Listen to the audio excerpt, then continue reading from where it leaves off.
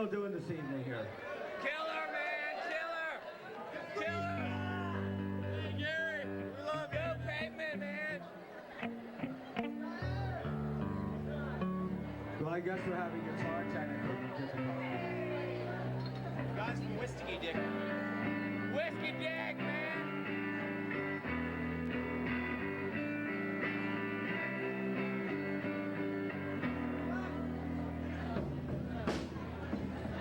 I've been to the desert on a horse and a it's got a different color, but he always looks the same. Black walls, black walls, black walls, black walls, black walls, black walls.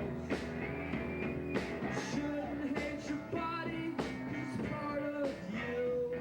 You shouldn't hate your family, 'cause they're part of you. You shouldn't hate your neighbors in this family of man. Black walls, black walls, black walls, black walls, black walls, black walls, black walls, black walls, black walls. Well, my name's Steve Malkmus. Some people know me as Steven, and I'm a member of Pavement. I'd like to introduce myself. My name is Steve West, and I play drums and Pavement. Hello there, I'm Spiral Stairs, guitarist for Pavement. I'm Mark Eibold, and I'm sitting on the back stoop of Bob Nastanovich's place in Louisville. I'm visiting here from New York, and I'm the bass player of Pavement. My name is Bob Nastanovich. I play percussion keyboards for the rock group Pavement. I'm sitting in my backyard here in Louisville, Kentucky. And got a lot of work to do cleaning up after a long derby weekend.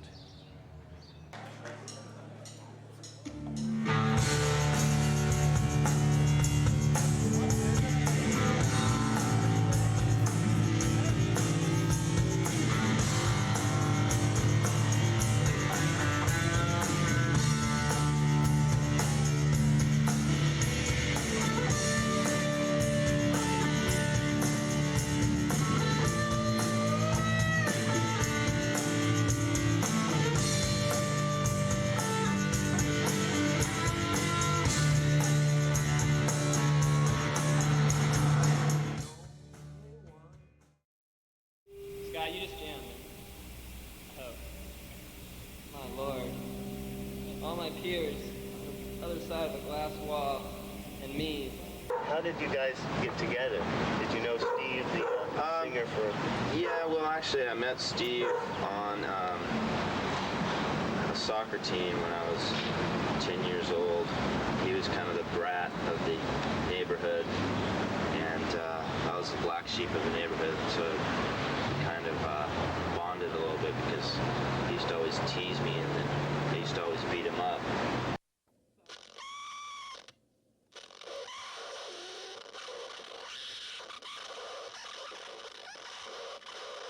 Well, before Pavement, there was Bag of Bones. Bag of Bones was a band out of Stockton that consisted of Steven and myself. And it was kind of a New Order, Echo and the Bunnymen, REM riff-off band. And Steve was playing guitar and singing, and I played bass, and we had this other guy play drums.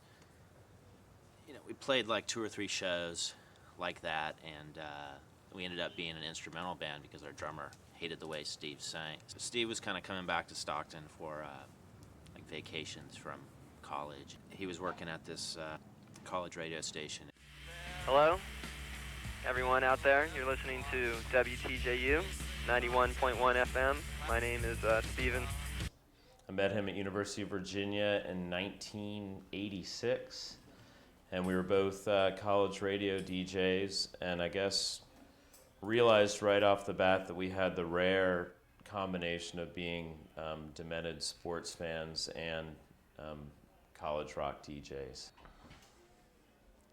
Steven played more like older progressive stuff, and I played like obscure current 7 inches of the day. You know, it was a great time.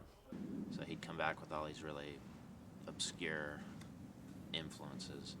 And I was working at a used record store in Stockton, so you know I kind of had my own thing. So we'd come kind of get together and play these records.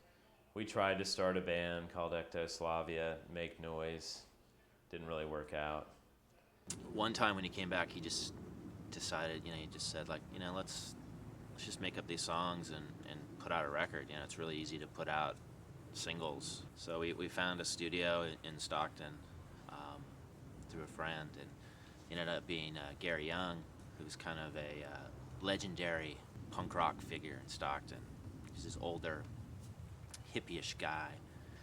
So we called him up and said, yeah, Gary, you know, we want to record these songs. And he was like, yeah, come on down. I guess we went there a couple days and recorded the songs for the first single, and just kind of did the single in a couple days. Recorded it one day, mixed it the next day. Obviously, it sounds like it. And it was just like another 7-inch, and I thought, you know, with a name like Pavement, it was either sort of going to be this kind of big black thing, or, judging by the cover, it could be something even more sort of kind of nefarious, if not like completely industrial. So I was kind of intrigued, and the proprietor of the store said like, oh yeah, that's kind of interesting, but it's somewhat unlistenable. So that sold me right away. Steve actually heard it for the first time in Austria. I think he was in a record store, and he heard it over the record player. And he was like, wait a minute, what's that, you know? I think he told the guy at the record store, like that's my band. And that was a song by a band called Crawl Space, while the Pavement members were retuning, and they're going to do another song for you in just a moment.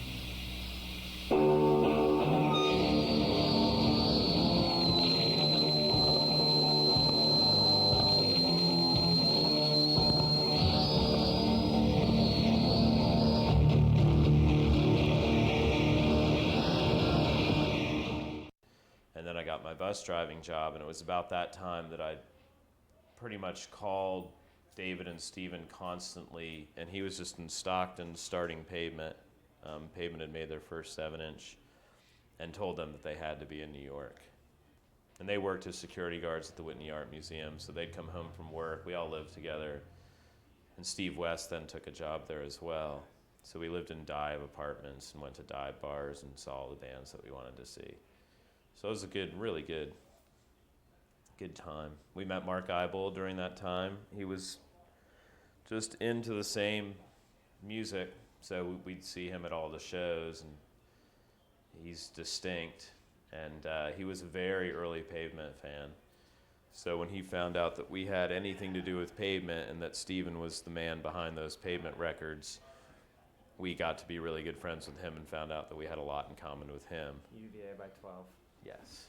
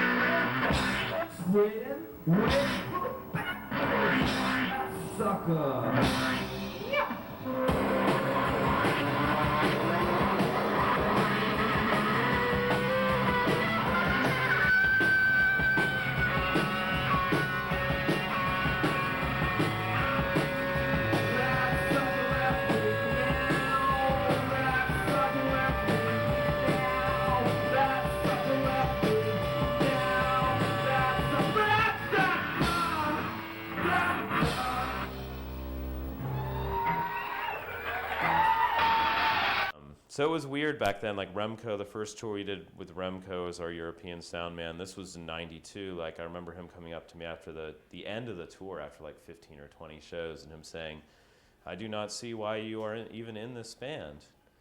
I don't see, you know, what the point of having you in this band is at all," you know, which really kind of hurt my feelings. And it was kind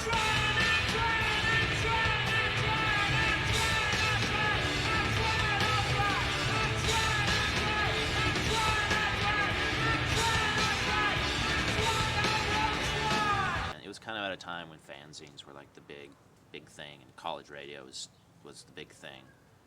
You know, the hipsters of the U.S. fanzine world kind of caught on to it and, you know, made it this cool thing. Dan from Drag City calling me up one day and telling me that he wants to start a label, and he wanted us to be the first single. You know, we were like, yeah, whatever, sure.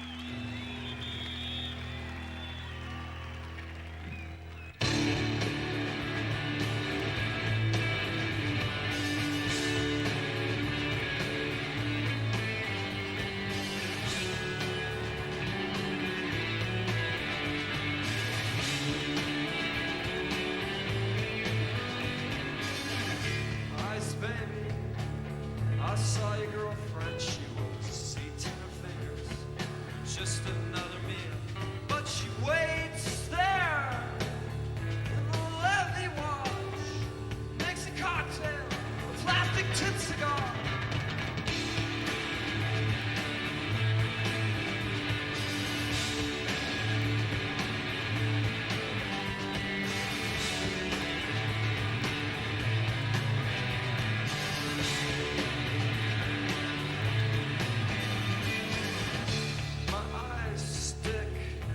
Shiny rope where on the protein delta strip in abandoned houseboats I will wait there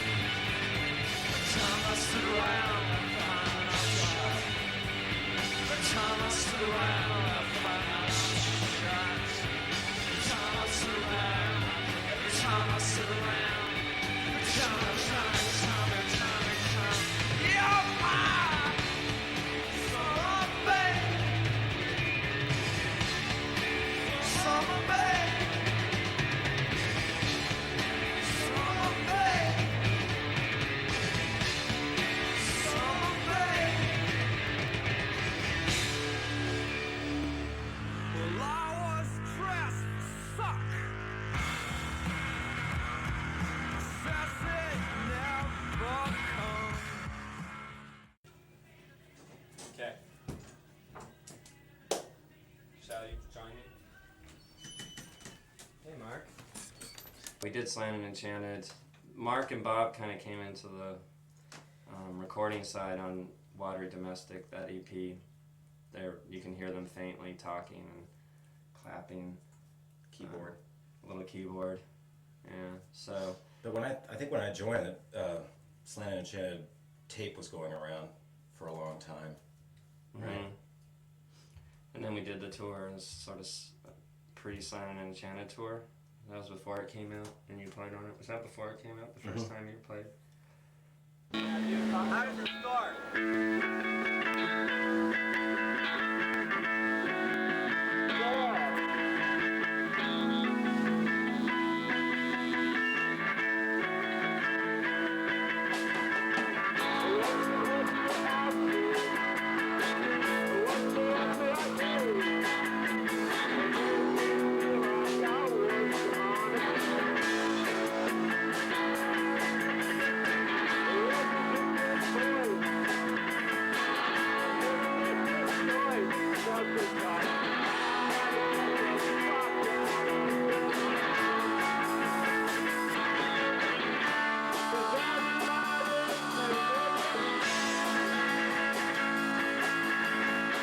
The gigs were just sort of these kind of shambles in a way.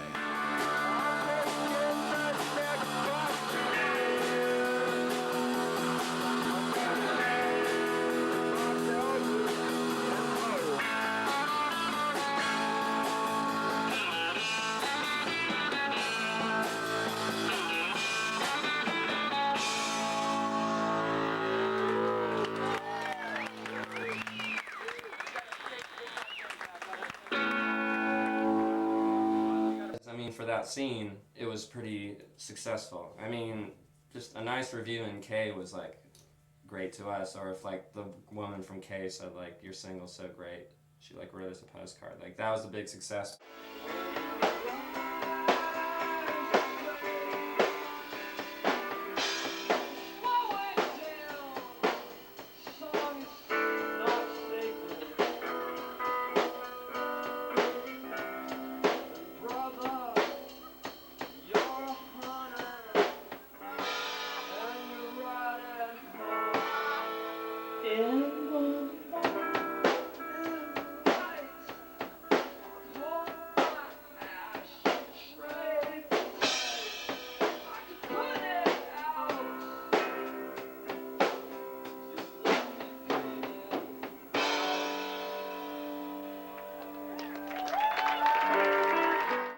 Matador years started, and they haven't let up.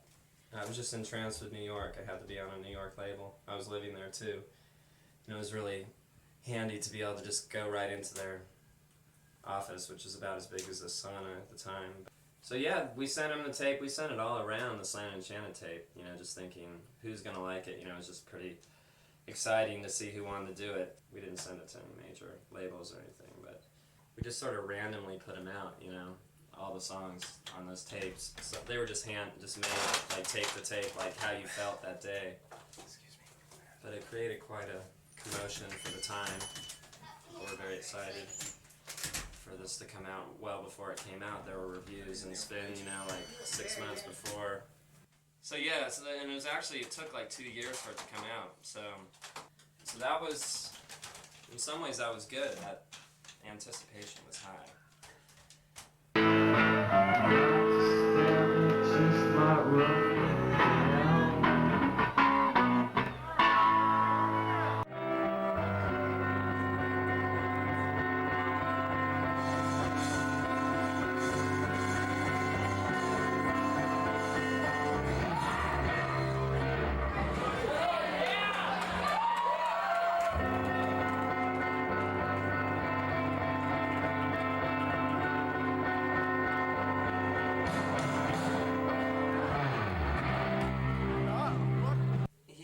Contribute a lot to Slanted and Enchanted, so we thought it's fair to make him a full member. And then also when we did that tour out there, although he had a lot of problems with drinking and stuff, we thought he'd be alright, maybe, if he just pulled it together. And also we liked the sort of random element.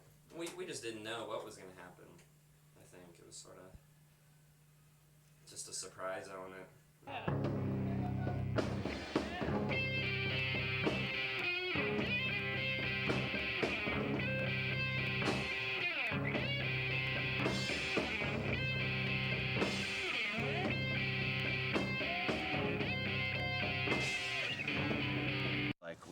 to eat or something, and Gary comes back with this like shotgun. I'm like, Gary, what's that? You know, like, you can just buy these fucking things here. You just buy a gun. We're like, oh my god. Yeah, we had this gun like in our van the whole tour. You know, quite a guy, man. Amazing. The last show with him, I think we had like a band meeting in Denmark at the airport, and Gary said like, I want to quit, you know, I want out. Gary quit the band, no doubt about it. He tried to take a spin on it that he'd been fired, but he made all these irrational demands in this Copenhagen hotel room, and it was a taped band meeting. Remarkably, I was his best friend in the band, and I was his best man at his wedding, and I was the one sitting at this meeting shooting him down. You know, I was the only one that would speak up and be like, Gary, that's ridiculous. You know, they were all just, I don't know, maybe they were stunned or upset. But he flat out at the end was like, I quit. I absolutely quit. And we were just all, you know, Steven and Scott, I think, were sort of relieved because they didn't want to fire Gary. He'd been a huge help to him. Well, I thought he was a fantastic drummer and like a nice person too off the stage. It just wasn't worth it, you know, to live like that. So I just assumed at that point that I wouldn't do anything more with Pavement, because I mean, pretty much my unique role in the band was triggered by Gary. So I just assumed I'd quit. I was living in New York at that time anyway, and I wanted people to rehearse with, and Steve had a big loft. Steve was living in New York then. He had all the drums set up and a place to practice, so it was incredibly natural. When he decided to get the band back together again, he decided to hire on Steve West. And it turned out to be a good choice because he's done a really good job. I'm sure that I'd promised Gary that I will never do a Pavement show without you in the band, you know, and made a pact with him and stuff like that. And the fact that his place was being taken by a friend of mine from high school since I was 13 years old also was really heavy duty. So it was a really emotional time because I think I actually got better and became sort of more of a factor in Pavement with Steve West in the band. I mean, to us, when people were saying Slam and Shannon was big, we were like, that's nothing. To us, that's just, we can do better, or we're going to do better.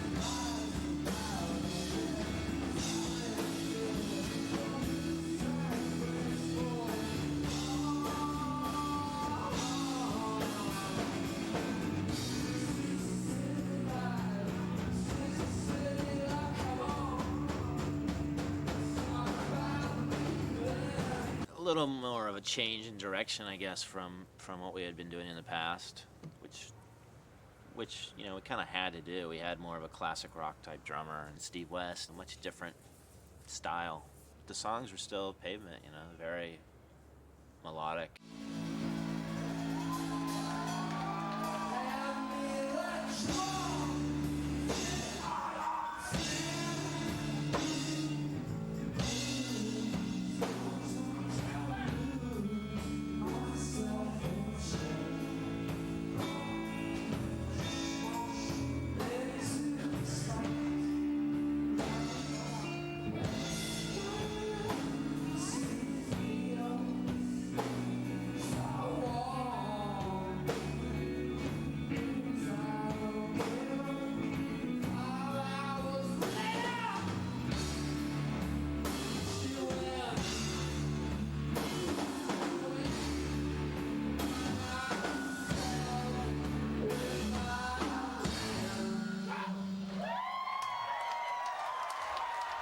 maybe the kind of success that what you consider success wouldn't be success to us.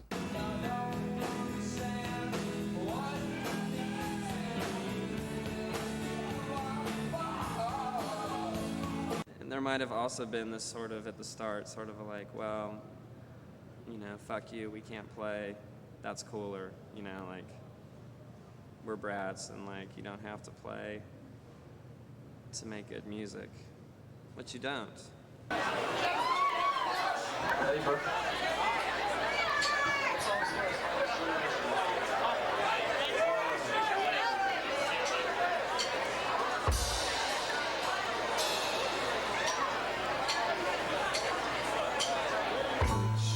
Yourself in a magazine. I can't, so I won't stand up. Chuck, break, wait for the darlings and then you watch when they grow up. Break down, it's hardly.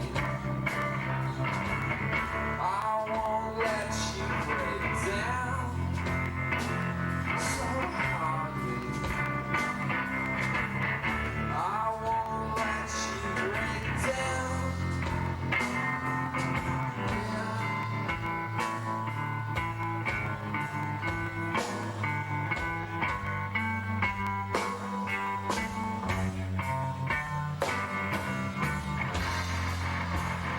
Goddamn the guts, the hair, splitting foundations, and you see where they run out. Break down, seriously. I won't let you break what you got to lose, what you got to prove, what you got to lose.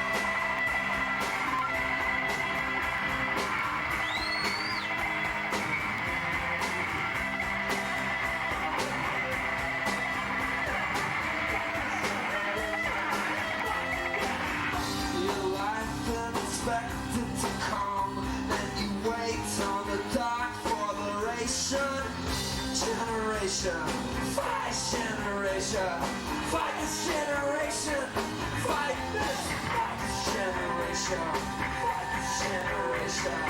Fight this generation. Fight this. Fight this generation. Fight this generation. Fight this generation. Fight this. Fight. Rise to fight. Generation. Fight this. Rise generation. Fight. Fight.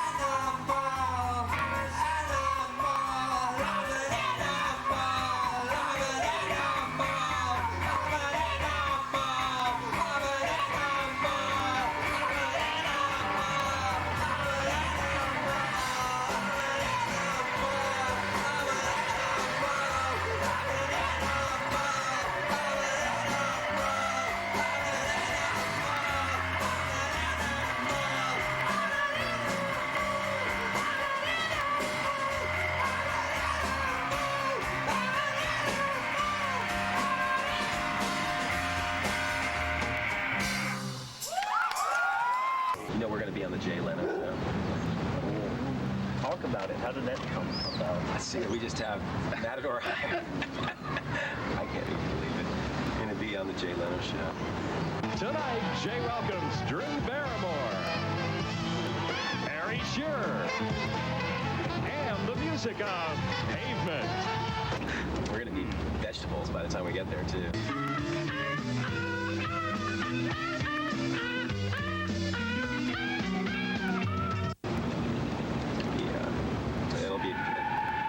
Should tune in. Yeah. But it's not live, it's taped. Yeah, it's taped. It's taped. So if we do anything outrageous, they'll probably Throw just kick us something out. Hit him with an amp. Thanks, guys. Oh, did I do that? Uh-oh, I just bought a guitar. We also worked really hard for that record. You know, we toured. Bob likes to say we did, what was it, 53 shows in 50 days. You know, we went all over. We did to Australia, Japan, Reading, all that stuff again, you know. We worked pretty hard. That was like the first time that Pavement, like, I guess it was the first time that all of us really were able to kind of just say, okay, well, this is going to be our job, you know. Before that, it was kind of like, okay, well, you know, Mark worked as like a waiter, and Bob worked as like a bus driver, and you know, and stuff like that. And then now we were like we were actually a band, and we were, you know, able to like live off the band, you know, from that record.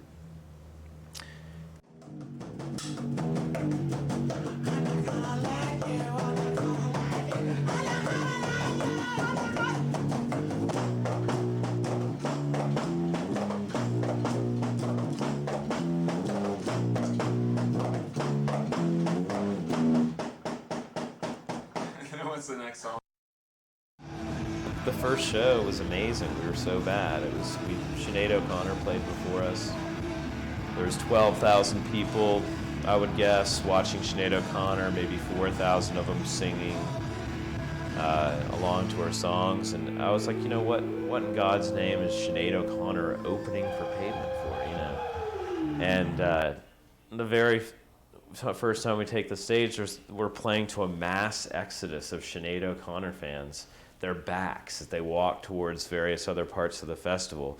And it blew our minds. You know, we didn't think we were popular, but we didn't think anything that bad was going to happen. And I remember being up there with Noel like 15 minutes before we started going, God, I can't believe how popular Sinead O'Connor is. I had no idea. And it's because we were completely out of our element and she was in hers.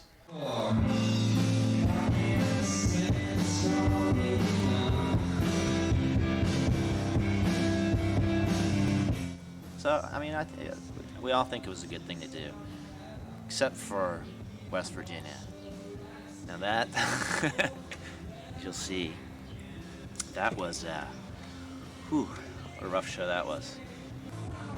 Basically what happened, it was an incredibly hot day and they started hosing down the crowd, so it turned,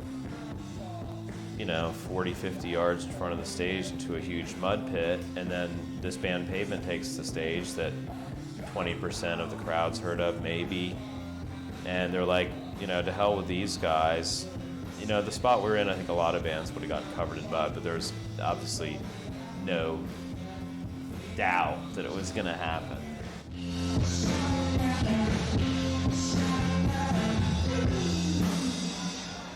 You just sort of had some, lunkheads kind of like throwing stuff at this band who weren't, playing instantly recognizable sort of mosh riffs.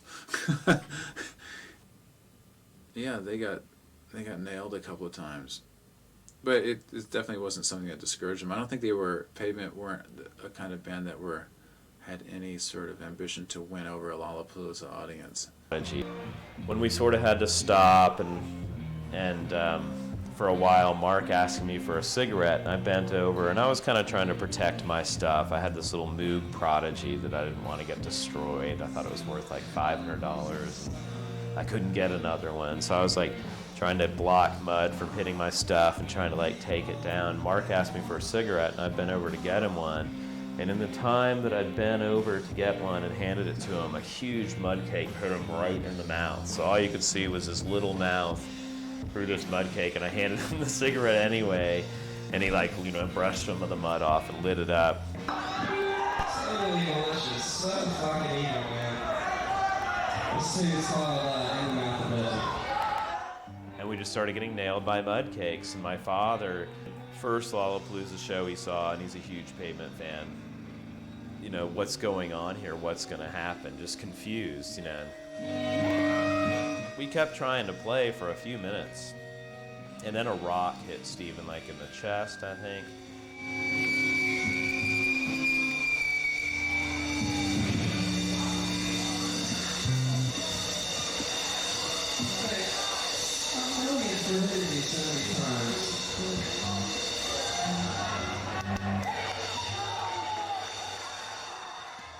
We were the misplaced band on a failing bill.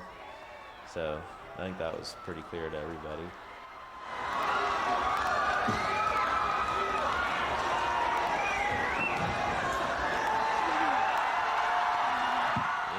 Quite frankly, I think it can be safely said that Pavement's the band that effectively did in Lollapalooza. So anybody that disses us for our participation should be happy that we actually played a significant role in the demise of that ridiculous summer event.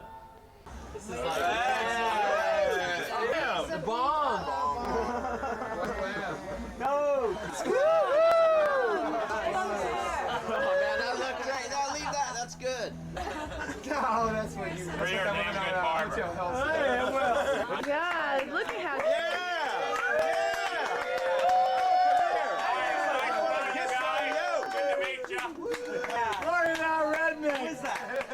No more redneck. Just It was, it was a good idea on paper, really good bands, and, but I think that year was probably the downfall of Lollapalooza. We're kind of used to having not the greatest success with singles, especially for Wowie Zowie. When I picked them, we were kind of still a big deal, like on the major label scene back then, because Nirvana was still big and stuff. Now we're back to underground and still selling the same amount of records, but there was a thought maybe they're going to be this like Nirvana type band.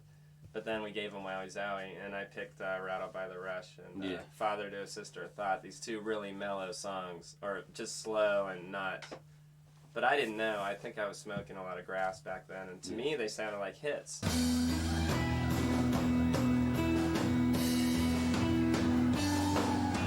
It got to a point through the early stages of the tour where we were just going up there without set lists and like jamming.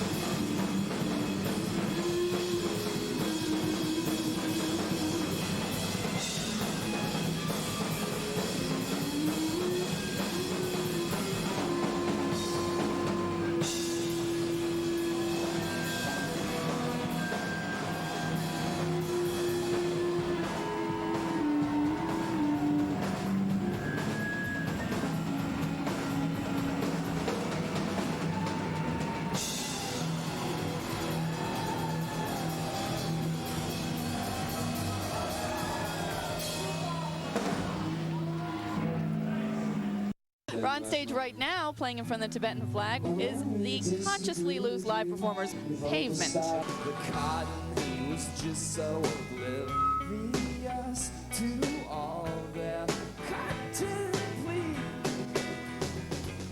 I really remember the one in San Francisco because we hadn't played in a long time. Didn't even know how to play any of the songs that we were doing.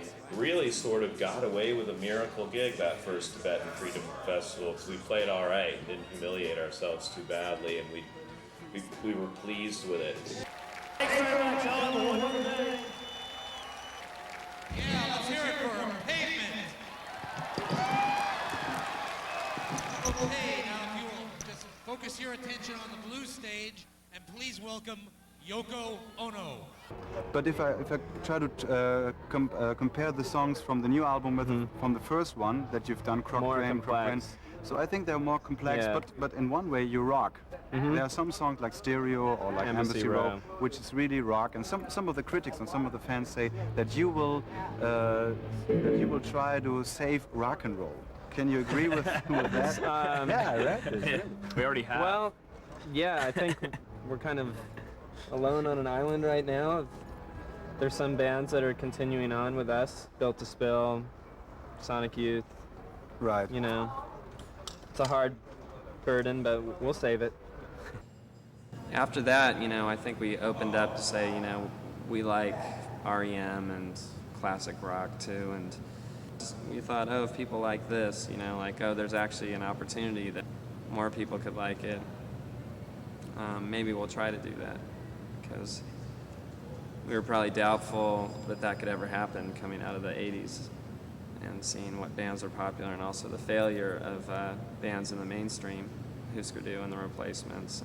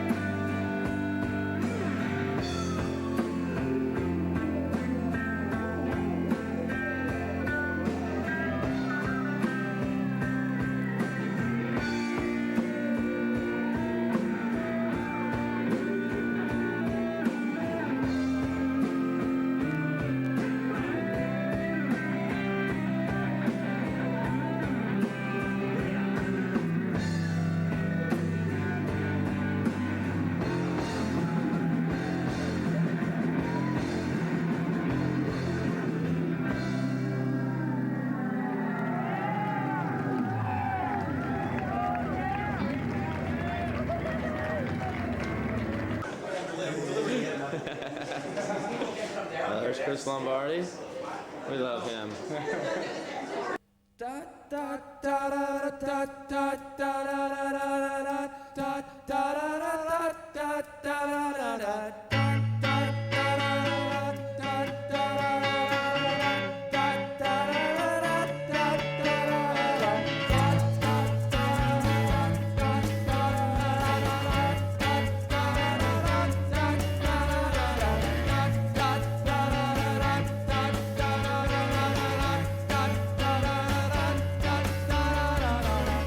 Sail the Preston School of Industry has closed its doors now. We're all waiting for the chance to take our break and then kill yourself. And I know it's true. Know how big, but we knew it was going to be a little bit bigger. And that was really always the great thing about Pavement, from Demolition Plot and the first 7-inch on. There was always a really gradual progression that made sense to all of us and was really encouraging. You know, because the Nirvana thing had happened, and because that was like the time when, you know, most eligible to be signed band stuff was floating around, and none of that really hit me too much because I just didn't really deal with the business. I just dealt with things that were real, like what are we going to do and like when are we going to do it. I just knew at the same time, with the level of professionalism and the approach and the whole way that we did things and the reluctance to like get together and take things more seriously, that we were never going to go to a place that Nirvana went to or a lot of bigger bands. So I always assumed that it was really silly that major label people and other factors were trying to take our band seriously, because I knew the songs weren't ever going to be huge radio hits, and I just knew that we weren't going to be able to follow through. Terror Twilight is the 4th album, and the first with a 24-track studio, the first with producer Nigel Godrich, who did Radiohead's OK Computer. What do you think he brought to it? What difference did he make?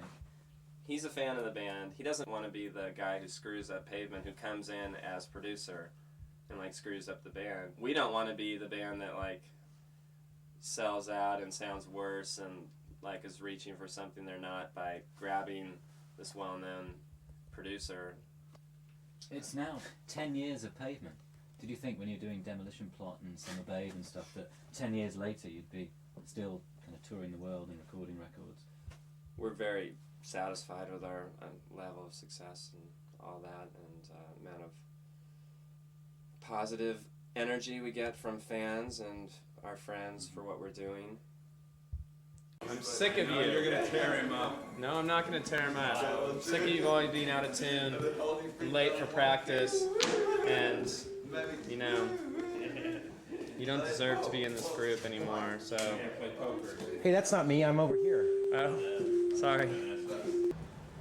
I've done a little bit of singing on the records, but this one I do a little bit more. I sing on Carrot Rope. I still haven't figured out how to play and sing at the same time. So I tried really hard at my house the last couple of weeks, but I can't do them both at the same time.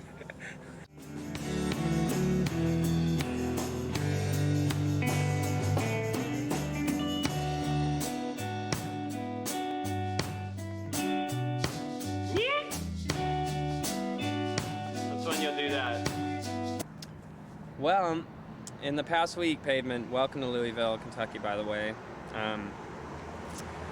We've been relaxing, one would say.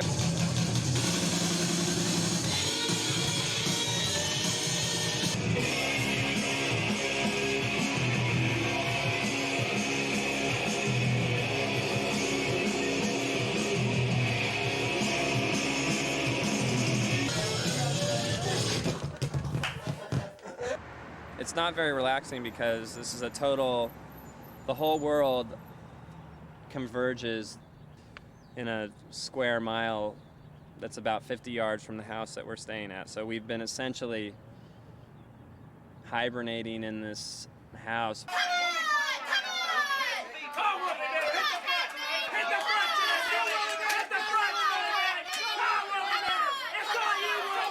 Watching drunk America on parade.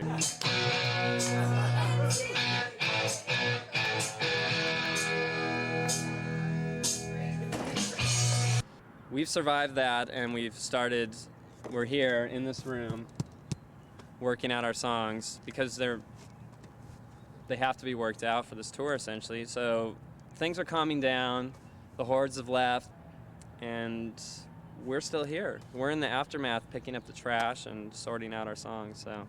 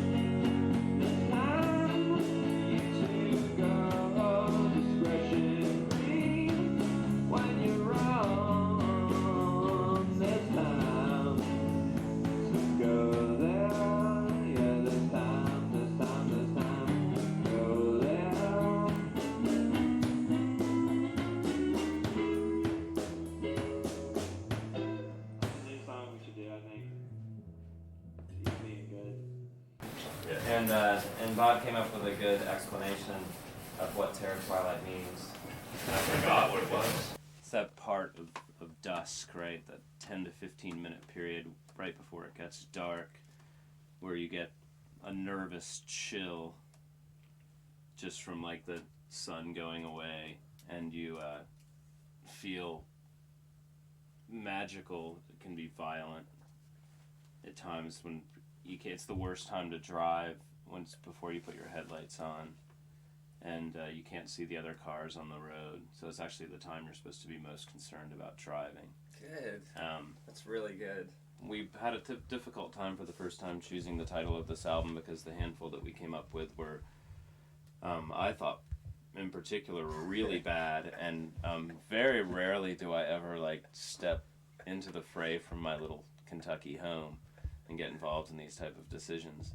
But I'd heard, like usually when we're recording, the titles be like right in the corners. We had the title before we really even started. And the titles that they had, one of them was Farewell Horizontal. That's what it was going to be, because I was letting Mark do the cover art and he wanted to... Egg Recordy was one of them that they were tossing around. There's a list of like 10, and I was just like, they're all bad. I don't know about this. I don't know if I can like spend the whole year with a tour badge on that says Farewell Horizontal Tour,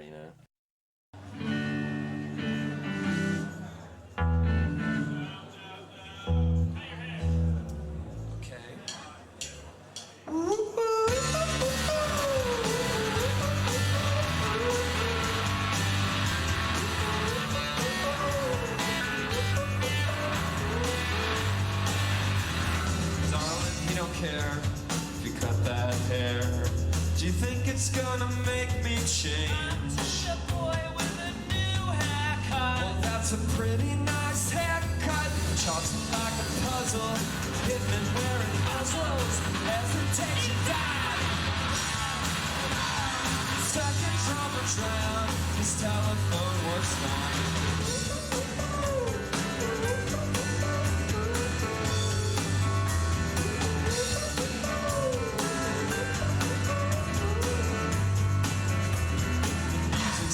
Crazy, the band start up each and every day. I saw another one just the other night, a special new band.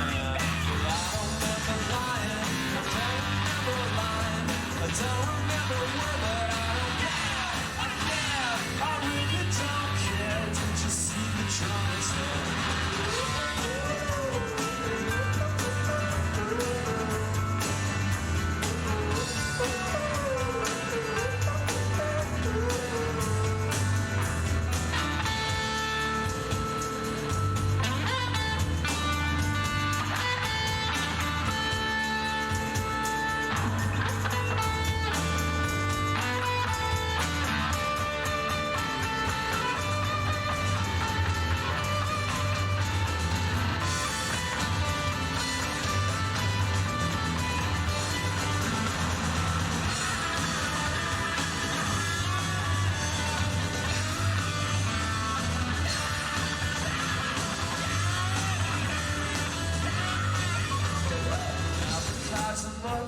And chops a must, and no big songs mean a lot when songs aside, and so are you. Face right down to the practice room. Teaching the name of Maria, Maria, Maria, Maria, Maria, Maria.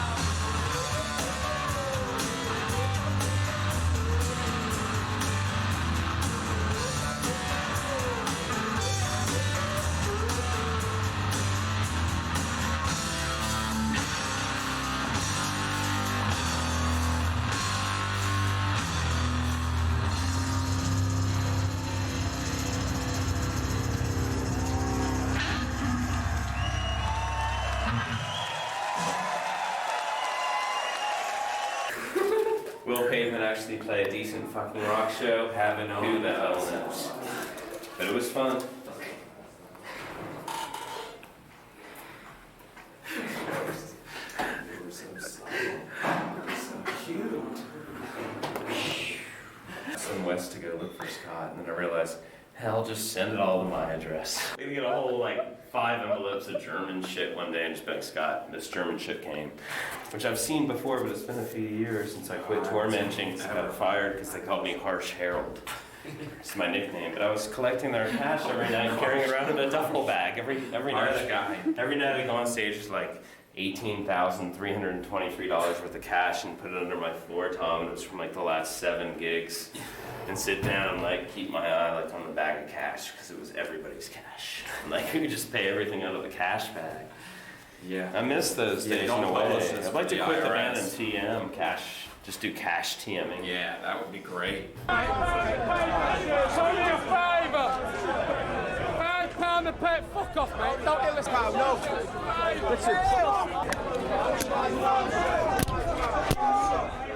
Fucking. Look at this. The hell is that? That's like a promo CD. What's that thing? Yours isn't worth as much. I got more in the house, but I couldn't bring everything. Hey, Drag City. It's a lot. Good job. Yeah? But that's worth the most. That book. I know, but you want it back, don't you? I would. No, you can have it. What is that? Oh my God. You sold that? Oh, she found it. I left it at that studio. I didn't find it. Someone found it for me. Boris. Oh. No, just this person I know.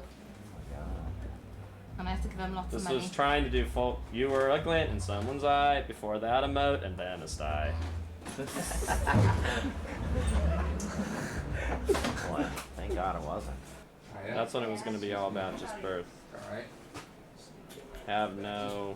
This doesn't look like my writing. This is someone else. That was me and then came a push, but this is someone that have no see by the man to his own erotic hands. I bet it's fucking Bingham. Probably Bingham. Yeah. This was like Captain Beefhearts or something. It'd be worth a lot. I'll give you a tenner. Don't underestimate your eBay value, friend. But I think Pavement will have really sort of, I mean, they completely made their mark, you know, as one of the more influential bands. I mean, it was really funny when Pavement really became very listened to, that hearing bands employ sort of pavementisms in their music, because it would be very obvious, because it is such a distinct sort of thing, and they were difficult in that way, which made them that much more strong and special. I mean, not unlike a band like Nirvana, which was like everybody would have loved to have been, but that in a way that was a sign of their greatness. If you read your own press and stuff, I guess Legacy Pavement is like this, you know, the greatest indie rock band or whatever. But we never really bought into that. You know, we never thought that we were lo-fi or indie rock or anything. You know, we still do. You know, we still think like we're a rock band, and you know, I think we've put out some pretty good records, and I mean, they're definitely important to us. Pavement, this concert was so much better than Deftones' concert.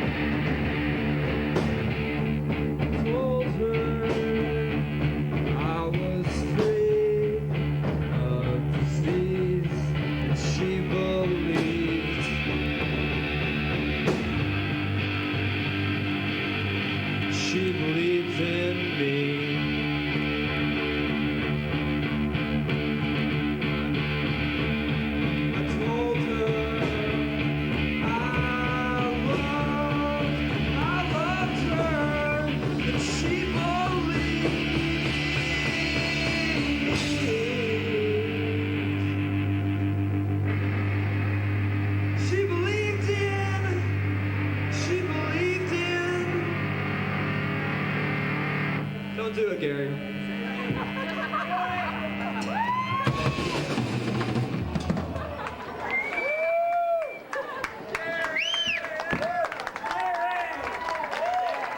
Next, we gotta stop because of the time limit.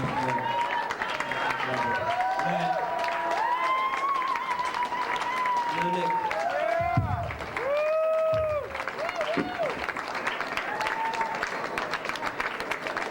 Thank you for coming.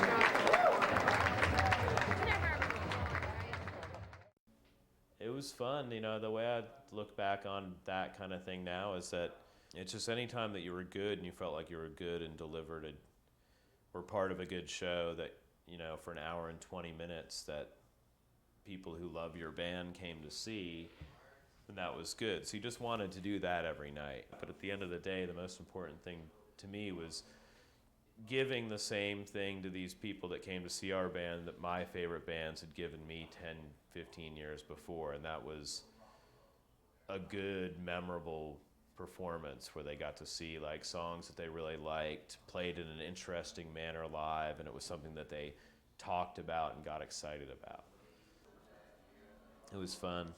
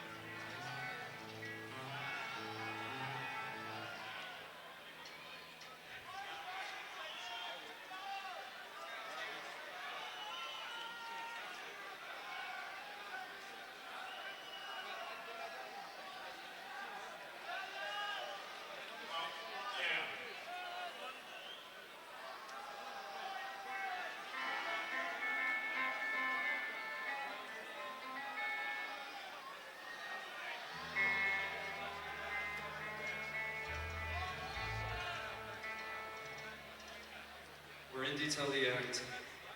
Don't even follow our set list.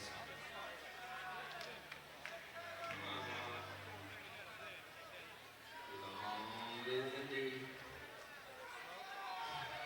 On my way. Okay.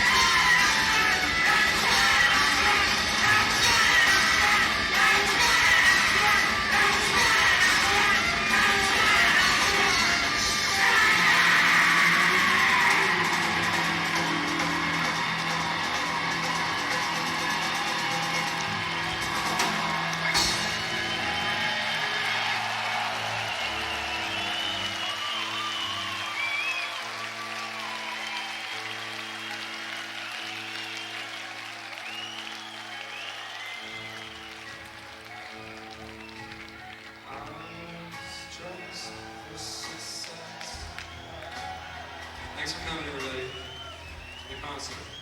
Never come, and I'm the only one who likes. She jokes when they are so bad, and your jokes are always bad. They're not as bad as this. I'm joining this we'll be waiting where everything's empty here.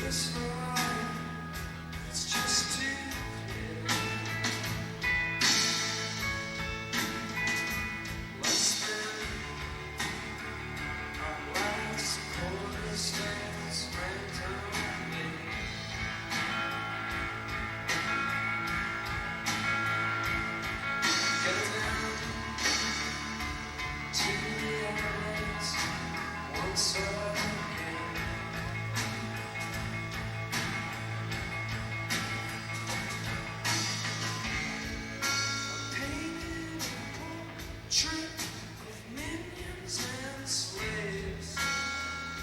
Crotch Nathan's one night plays.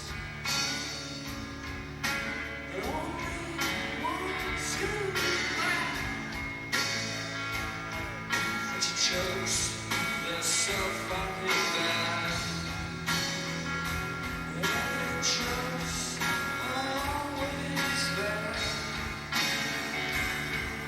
The night is bad as this. Come join us in the crowd. We'll be ready to wait and wait. Everything's ending again.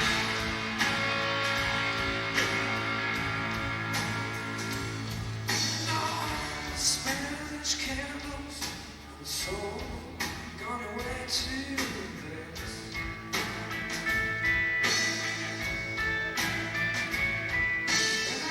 Long piece of mountain, trouble shivers runs down the free.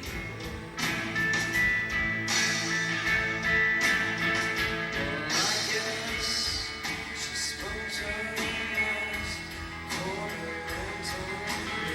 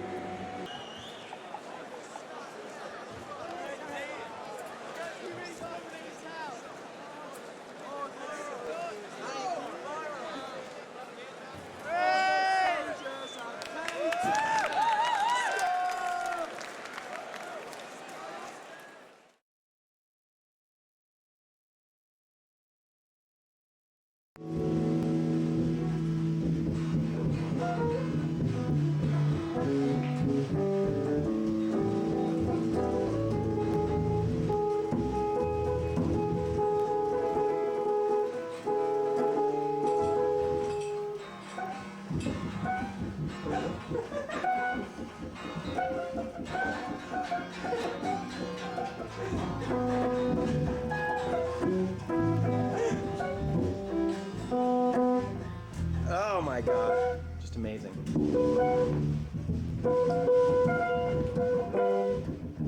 Hit the red button.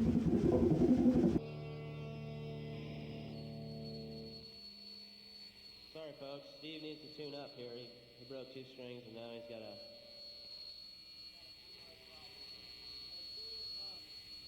Well, tune up.